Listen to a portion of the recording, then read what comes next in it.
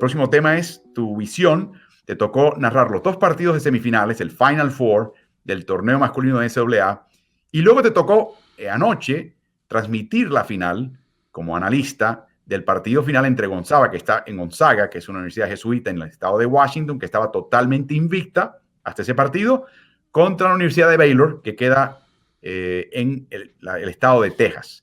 Y es un equipo que se respetaba, era el cabeza de serie en su lado del torneo, pero nadie pensaba quizás que tenía la posibilidad de ganar un campeonato. Ganó obviamente el equipo de Baylor, pero más importante aún, ¿qué jugadores viste en este fin de semana que captaron tu atención y que crees que tengan proyección, sea para jugar poco en la NBA, para ser jugador de rotación o inclusive despuntar en la NBA? Bueno, tú sabes que en el Final Four usualmente hay jugadores que ya están siendo vistos desde antes, ¿no? Por los ojeadores de talento de la liga. Pero para mi gusto, esta final tuvo la mayor cantidad de candidatos para en algún momento formar parte de la NBA.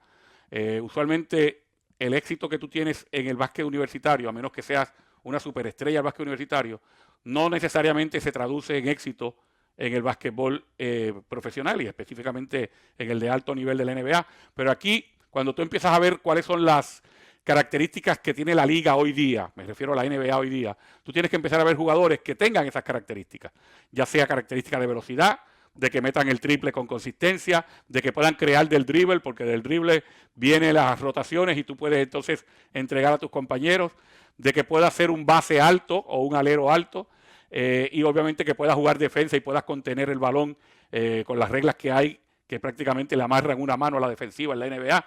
Entonces, basado en eso, hemos visto un par de jugadores de Baylor y un par de jugadores de Gonzaga que creo que tienen grandes posibilidades. Vamos a comenzar con los de Baylor.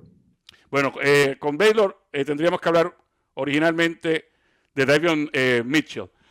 Mitchell, y esta es una situación que se da con todos los jugadores que son prospectos de Baylor, porque aparte de los 2 que vamos a mencionar ahora como casi seguros candidatos a la NBA, vamos a hablar más adelante de otros, pero esos jugadores son todos juniors, son jugadores de tercer año, o sea que tienen la opción de irse directo al draft este año o que pudieran quedarse otro año más si pensaran que eso mejora sus posibilidades. Yo no creo que haya un momento mejor, especialmente después que ganas un campeonato y eres figura importante para lanzarte al draft, que en este momento para ellos. Mitchell, por ejemplo, es un base de 6'2", 1.88 de estatura, que fue el jugador defensivo del año en la conferencia, pero dentro del Final Four se eligieron los honores del año de toda la NCAA y él fue seleccionado el jugador defensivo del año en toda la NCAA. O sea, toda la primera división, todos los equipos, que son cientos de equipos. Exacto, pero no, ahí no termina la cosa. O sea, no es un jugador que le pone mucha presión a la pelota, que es muy bueno jugando en la línea de pase y cortando balones, es muy fuerte físicamente, así que se puede deslizar y mantener el jugador frente a él, pero en ofensiva es un gran pasador. En el juego semifinal contra Houston tuvo 11 asistencias sin pérdidas. Es un gran lanzador del área de 3 puntos, con prácticamente casi un 40% de triples. Y aparte de eso, tiene esa capacidad que mencioné anteriormente de penetrar con fuerza, obligar a que la gente le salga y poder o él terminar con bandeja o pasando a un compañero, ya sea para una volcada en alley-oop o sea sacando el balón al perímetro para el triple. Su compañero, que también es un candidato, pero lógico a estar entre los mejores, es el joven Baylor. No, Jared Butler. Butler, perdón. Tú sabes lo que estuvo bien interesante con Rafa este fin de semana, que le estuvimos diciendo Butler al equipo y Baylor al jugador todo el tiempo. Así que apúntenme. Porque hay una universidad llamada Butler y está la universidad llamada Baylor. Exacto, apúntenme otra más. Bueno, Butler es un escolta de 6'3" de estatura, 1.90, 1.91, que fue uno de los jugadores ofensivos más importantes de esta temporada, pero que además de eso también juega muy buena defensiva. Es un muy certero del área de 3 puntos, penetra muy bien y se intercambia posiciones en el perímetro. O sea que lo mismo él puede jugar, es lo que llaman un combo guard. Lo mismo puede jugar de escolta, que es donde yo creo que va a tener mucha utilidad en la NBA, pero también te puede jugar de base. Y entonces con su estatura, quizás en algún momento dado en la NBA, quieran convertirlo en un base bona fide, pero a mí me gusta mucho la habilidad que tiene para hacer ambas cosas, para crear para sus compañeros o para anotar. En el caso de la Universidad de Gonzaga, hay dos jugadores que todo el mundo está dando ya por sentado, ¿no? Que van a estar en el próximo draft y que los van a estar seleccionando. El primero de ellos es obviamente el chico de primer año que se va a ir posiblemente en las primeras 3 selecciones, Jalen Suggs. Jalen Suggs de Gonzaga es un base con fortaleza y con estatura. O sea, mide 1.94 y es un jugador que a pesar de que no es un gran tirador de 3 puntos, apenas anotó un 33% de sus triples en la temporada, los triples grandes los mete siempre. Prueba de ello, obviamente, fue ese canastazo que lanzó casi de media cancha y de tabla en la prórroga contra el equipo de UCLA cuando el juego se había empatado y faltaban 3 segundos. Lanzó ese tiro que decidió el partido. Pero está dando la vuelta por la internet, Carlos, no solamente la reacción de Rafa Fernández Brito, que narró esa jugada, pero la reacción tuya, que vale $1 millón. O sea, sin freno, una gritería, una celebración, porque lo que vieron fue algo verdaderamente extraordinario. Para que sepan, en la lista de The Athletic, en el listado, lo que llaman en el ensayo, una especie de ensayo del draft, Davion Mitchell está 11º, Butler está 31º, Suggs estaría 2º. De nuevo, esto sabe Dios que va a terminar siendo, pero... Y en el caso de su compañero Corey Kispert, del cual vas a hablar a continuación, está también 9º. O sea, estamos hablando de los 3 de los que vas a mencionar ahora en este grupo inicial, están entre los primeros 11 en el draft. O sea, son de lotería. Estás hablando de ese tipo de proyección de jugador. Sí, y de hecho, tú sabes que a veces uno no sabe qué es lo que utilizan los evaluadores para hacer este tipo de proyecciones, porque el joven Butler lo tienen como en la segunda parte de la primera ronda o en la primera parte de la segunda, y yo no le veo las debilidades como para estar tan lejos de los otros. O sea, pero cada cual, y hay gente que se dedica a evaluar el talento porque va para la NBA, así que hay que respetarle ese tipo de decisiones que ellos, o no decisiones, de proyecciones que hacen, pero sí, son jugadores que están muy bien cotizados. El caso de Corey Kispert, alguien me preguntaría, bueno, ¿y qué hace Corey Kispert? Imagínense un J.J. Redick, más alto, 2 metros de estatura, que pueda crear su propio tiro porque pone el balón en el suelo, que lanza un 45% de triples, que puede lanzar a pie firme o saliendo de cortina, pero que si le cierran el tiro, la pone en el suelo y se la vuelca por encima a los rivales. Lo quiero en mi equipo. Bueno, ese es Corey Kispert. No le fue bien en el torneo, en el Final Four. De hecho, Carlos, no solamente en el Final Four, cerró la temporada con varios partidos de relativa poca anotación, aunque siempre trajo mucha atención defensiva contraria y le dio espacios a los compañeros. Eso es lo que pasa con la ofensiva de Gonzaga. La ofensiva de Gonzaga tú nunca puedes predecir que alguien va a meter 20 puntos y que el otro va a anotar menos. O sea, con Timmy, por ejemplo, podías pensar que iba a estar entre los 15 y los 20 puntos, pero atraía tanta atención que en muchas ocasiones eso le abría el camino a Suggs, le abría el camino a Yayi, le abría el camino a Kispert. Pero si lo estaban cerrando a Kispert todo el tiempo porque es un tirador que nos puede hacer mucho daño, la bola iba adentro y otro era el que anotaba los 20 puntos. Claro, tuvo pocas posesiones en ambos partidos porque el enfoque tanto de UCLA como de Baylor fue frenarlo, pero cuando tuvo los tiros al canasto no estaba tan preciso como lo estuvo en la temporada donde lanzó un 45% de triple. Así que si uno fuera a hablar de la nueva NBA, este es un candidato tremendo a jugar en la nueva NBA porque tiene tiro, tiene drible y tiene capacidad atlética para terminar sobre el aro. Interesante que en el caso de Baylor, particularmente Mitchell, encarna lo que hizo Baylor en esa semifinal y final, Carlos, que es caerle con una emboscada defensiva al rival, sofocarlos temprano, sacarlos del partido temprano. Ambos partidos, se puede argumentar, terminaron en la primera mitad. O sea, así de dominante y sofocante fue la defensiva de Baylor. Pero hay un quinto jugador que quería sacar a colación, que no jugó en estos partidos, pero que también le tiene ese ojo echado, y es un pivot de la Universidad del Sur de California. Sí, Evan Mobley es un jugador que, si fuéramos a hablar de él, cuando vamos a hablar de Evan Mobley, estamos hablando de yo te diría que es el típico jugador de la nueva guardia en cuanto a pivots, porque el jugador que mide 2 metros 13 tiene una movilidad tremenda, da tapones, agarra rebotes, termina adentro, pero si lo sacas al perímetro, dribla, hace pases con cualquiera de las 2 manos, mete el tiro de frente al canasto. De hecho, es un jugador de primer año, lo que llaman freshman en el básquet universitario, y se prevé que pueda ser o el 1 o el 2 en el draft de este año. Es un jugador fuera de serie, de estos que vienen una vez en décadas. Tú sabes que su hermano, que es un año mayor que él, Isaiah Mobley, entró a USC el año pasado. Este año se combinaron muy bien los dos, pero cuando tú ves un jugador que entra primer año, sale obviamente el jugador del año debutante, o sea, el Freshman of the Year, como le llaman, jugador que debuta y es el mejor de todos en la conferencia, en el Pac-12. Sale el jugador defensivo del año en la conferencia del Pac-12. No solamente debutantes, entre todos. Y sale el jugador del año en el Pac-12. O sea, se ganó esos 3 títulos. El Pac-12 estuvo subestimado todo el año. Todo el mundo estuvo hablando de la fortaleza del Big Ten y en cierta forma del Big 12. Esas son distintas conferencias que aglutinan universidades y las 5 o 6 más importantes reúnen las potencias del baloncesto universitario. Pero el Pac-12, que originalmente en otros años había sido considerado también, si no la más fuerte, una de las más fuertes, había bajado y había perdido terreno en los últimos años. Este año nadie le prestó mucha atención. Hubo temporadas mediocres para varios equipos que se encendieron quizás en la parte final. Y el caso es que 4 equipos de esa conferencia llegaron a los últimos 16, a lo que llaman el Sweet 16. 3 equipos de esa conferencia llegaron al Elite 8, a los mejores 8 del torneo.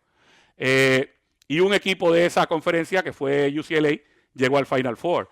Así con que John Jaquez, que es el chico mexicano, que un equipo que sorprendió, le llamaban la Cenicienta de este grupo, UCLA, con un historial de campeonatos en el pasado con John Wooden, de grandes jugadores que terminan en la NBA. Este chico, Jaquez, Carlos, tiene la posibilidad, no necesariamente la probabilidad de ser fichado en la NBA. Se considera definitivamente entre los 100 mejores prospectos. El problema es que solamente fichan 60. Mira, yo creo que Jaime Jaquez todavía es junior, todavía debería volver el año que viene. ¿Por qué? Porque hay 2 cosas. Te estaba hablando de lo que es importante para tú proyectarte en la liga, en la NBA. Este es un excelente jugador universitario en este momento. Defiende, rebotea con apenas 6'7" de estatura, 2 metros de estatura, rebotea y defiende desde la posición 1 hasta la 4, básicamente. Penetrando es muy bueno, tiene muy buen drible, pero no mete el triple consistentemente y no mete los tiros libres consistentemente. Yo creo que esas 2 cosas le jugarían en contra en un draft en este momento. Por lo tanto, sería un gran candidato a regresar el próximo año para pulir esas deficiencias. Y antes de pasar a los últimos 3 prospectos que captaron tu atención, quería mencionar a Sox en un momento. Si estuviese disponible Sox para Minnesota, con todo el elenco que ellos tienen, y dejando a un lado el tema de que si son muy amigos del alma de Angelo Russell y Karl Anthony Towns, y ya tienen Anthony Edwards, por supuesto, desde el punto de vista deportivo, ¿lo incorporarías? Oh, sí, definitivamente. Cuando estamos hablando de Sox, estamos hablando de un todoterreno. Como te dije, es el jugador que hace las jugadas grandes. Lanzó solamente 33% de triples en la temporada regular. Ahora en estos últimos 2 partidos era el que sacaba la cara y metía el triple. En la paliza que recibieron anoche contra Baylor, el que parecía consistente en la ofensiva todo el tiempo era Sox. Pero esa no ha sido su función durante la temporada. Apenas anotó unos 14 puntos por partido. Es que defendía al mejor del otro equipo, hacía asistencias, iniciaba el contragolpe, agarra rebotes defensivos. Hubo una jugada en particular contra UCLA donde le da una tapa al pivot de UCLA que estaba por volcarla. Él va y recupera el balón, casi que se iba a ir de las líneas, da un par de dribles y hace un pase cruzado al lado contrario a Timmy, que la terminó volcando. Ese tipo de jugador, el jugador todoterreno. Y yo creo que cualquier equipo que lo tenga en la NBA le va a sacar mucho provecho a este jugador. Por último, hay 3 nombres que voy a mencionar que tú sacaste a colación: Joel Ayayi, Drew Timme y Matthew Mayer, que también viste jugar en ese partido final. ¿Qué nos tienes que decir de los 3? Bueno, estos jugadores, tanto Ayayi como Timme, lo que pasa es que cuando empezamos a hablar de la asignación que tú me diste, me decías como 3 o 4 nada más, y yo te dije, Álvaro, hay más jugadores en Gonzaga y en Baylor que 3 o 4. Ayayi es un jugador francés con experiencia internacional y obviamente con una muy buena experiencia en este baloncesto. Era prácticamente la 4ª figura del cuadro titular de Gonzaga, pero era el que le resolvía todos los problemas.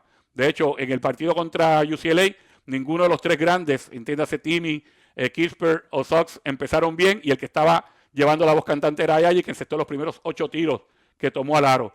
Es un jugador que puede jugar de escolta y de alero, a pesar de que lo que mide son 6'5" de estatura, salta muchísimo y es bien inteligente, tomando decisiones, colándose, muchas veces se cuela por detrás de la defensiva para conseguir canastas. Timme es un caso interesante porque es de estos jugadores totalmente dominantes en baloncesto universitario, pero que pudiera haber dudas con él en el otro nivel.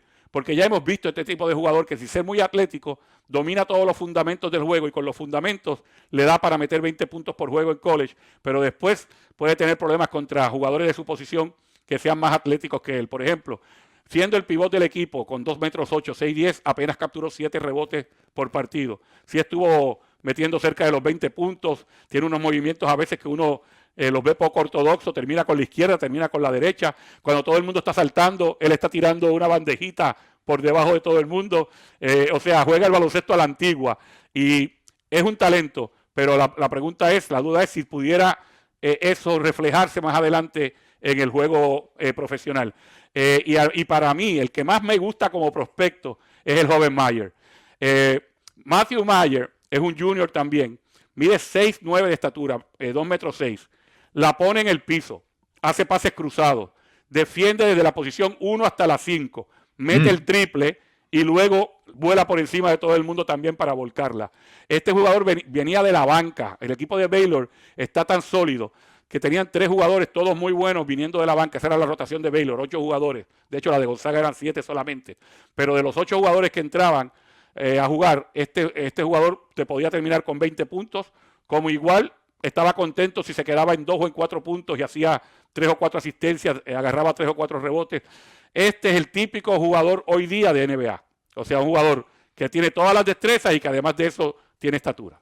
Bueno, 7 jugadores de solamente los 2 equipos finalistas. Incluyes a Mobley, un tercer equipo, y ahí hay 8. Y como dices, se está solamente escarbando la superficie, el talento que hay en la NCAA. Y por supuesto hay talento internacional. Hay que mencionar a un nombre más, Carlos. En ese listado de Sam Vecini de The Athletic, él menciona que él se da cuenta que no todo el mundo comparte su punto de vista, pero él coloca al dominicano Chris Duarte de la Universidad de Oregon 16º. O sea, prácticamente lotería. Los primeros 14 puestos son de lotería, equipos que no van a playoffs. Y él considera que Duarte está justo por debajo de eso. Piensa que es un jugador de rotación. Le llama un excelente generador secundario. O sea, no es un armador, no va a ser el que más anota, pero va a ser el complemento que con el cuadro titular o con los reservas te puede seguir andando, echando adelante tu equipo e inclusive anotando por tu equipo si es necesario. Bueno, no lo mencioné porque obviamente se eliminaron en el Sweet 16. Me habías pedido que fueran más del Final Four. Te dije que había que mencionar a Mobley sí o sí, aunque se eliminó en el 8A. Kate Cunningham del equipo de Oklahoma State, muchos lo tienen como el número 1 de todo el draft, pero en el caso de Duarte específicamente, este dominicano de Puerto Plata, este muchacho es un atleta natural. O sea, es delgadito, no es muy fuerte, no es muy o sea, no es muy voluminoso, pero es fuerte, es fibroso. Es un poquito más fuerte, me parece, Carlos, que Francisco García en el comienzo de su carrera en NBA. Y sobre todo mucho más atlético, porque este tipo vuela realmente. Francisco también la volcaba y demás, pero Duarte vuela por encima del canasto. Es muy rápido con la pelota, mete el triple, lo mete a pie firme, lo mete en buenas posiciones y lo mete en estos tipos de disparos que a veces te tienes que echar para el lado o para atrás, mete ese tipo de canasto. Es un jugador bien inteligente sin el balón. Cuando le toca armar, porque es el segundo armador del equipo, él juega como escolta y cuando sale el armador del equipo se queda él con la pelota, lo hace muy bien también. Para mí, sin duda alguna, es un prospecto de NBA. Así que muchos lo colocan 24º, 25º mejor por la parte final de la primera vuelta de 30 equipos. Vecini ya se compromete, es el que lo coloca más alto, dice, en mi lista 16. Y dice, sé que no todo el mundo comparte mi opinión, pero quizás lleguen a esa opinión más adelante. Así que de esta manera cerramos la discusión de lo que vio el coach en el torneo final de la NCAA y los prospectos que podemos ver en la NBA.